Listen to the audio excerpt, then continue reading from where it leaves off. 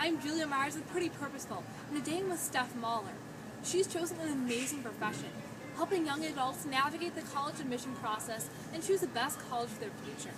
As a college admissions consultant, she has a very impressive academic background, with a BA in Economics and International Relations, an MBA from Harvard, plus a graduate degree in college counseling. She is using her expertise to help young adults to choose the best path for their future. So Stef, tell me a little bit about yourself. Oh, well, first of all, thank you so much for having me. This is such a thrill for me. Oh, you're welcome. Yeah. You are exactly the kind of student I love to work with. Thank you. So a little bit about me. I come from Canada. And the reason that that's important is applying to college in Canada is very different than applying to colleges in the United States. First of all, we're on the British system, so which means when you apply to college, it's really about grades.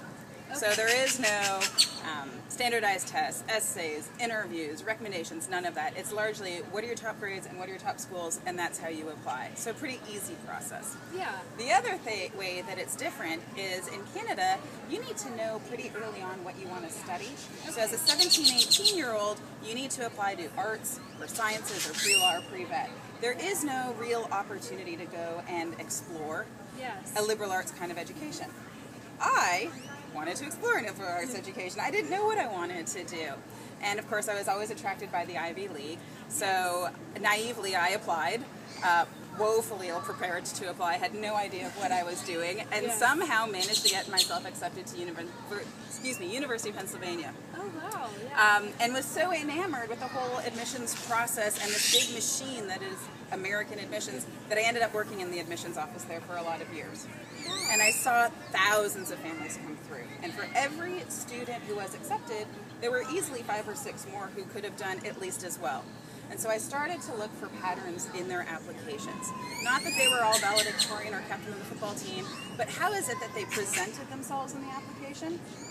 And saw a bunch of commonalities. And so I used that approach when I applied to business school, and without an 800 GMAT or a 4.0 GPA or the ability to donate a building, I got accepted everywhere I applied. Wow, yeah. So that's sort of how I got my start.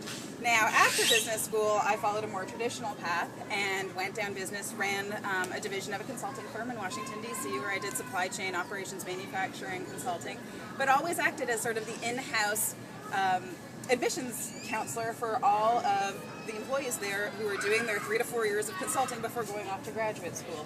And they all landed in top schools across the country. So, years later, I got tired of the consulting, got tired of traveling. I'm a mom as well. And so decided to go back to school to study college consulting so that I could work with really smart, energetic, talented kids like you. Thank you so much. It's inspiring how you're using your expertise and background to really help students in this way orchestrate the college application process. So what is it like being a college admissions counselor? What do you do in a typical day, and how do you help students? Well, I think one of the reasons I love what I do is because every day is completely different. Whether I'm working with somebody who's in 8th grade or 9th grade just starting planning their high school career, or whether I'm working with folks who are going off to college in a month or 2 and getting them prepared for that transition. We do everything from planning courses in high school. I help them with testing strategy. Should I be taking the ACT? Should I be taking the SAT? What about APs, and what are these SAT subject tests? We do a lot, obviously, of introspection for those, dang college essays that everybody loves to write so much. So we do a lot of different stuff. Yeah, I know it can be so overwhelming as a student to make such a pivotal decision without expert guidance. So thank you for helping students. I appreciate that. So what do you want to be remembered for after you're done counseling students? Oh, that's a really good question. College is really just a stepping stone to something else.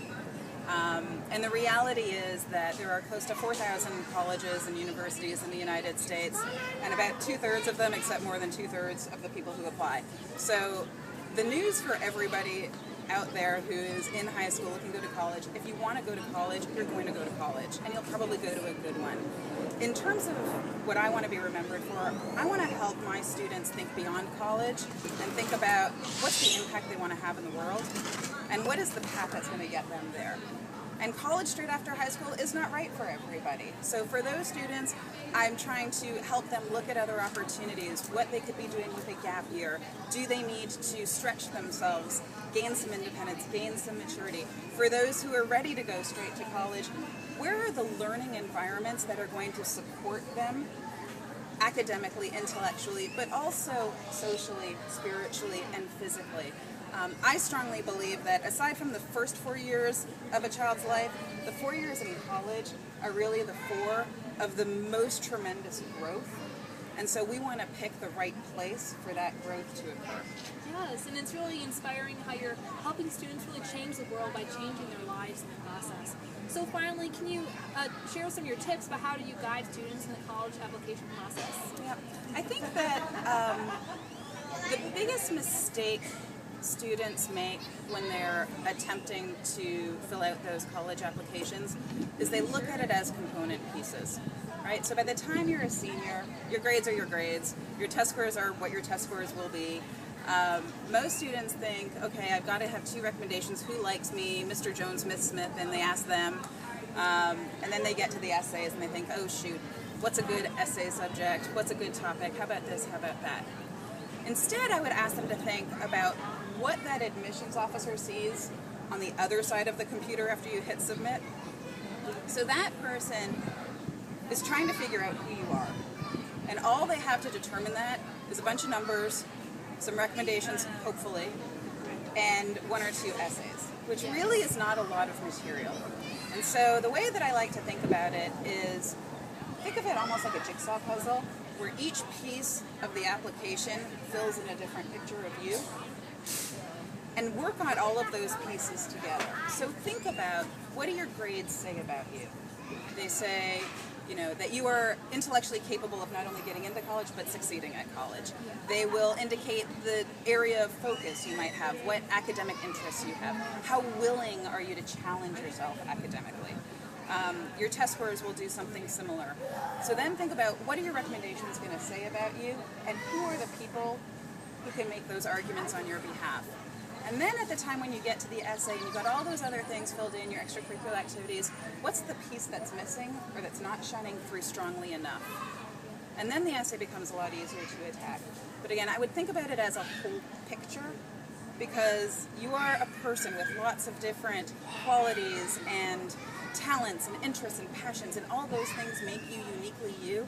Yes. So figure out what makes you uniquely you, and how to leverage the application so that it communicates it.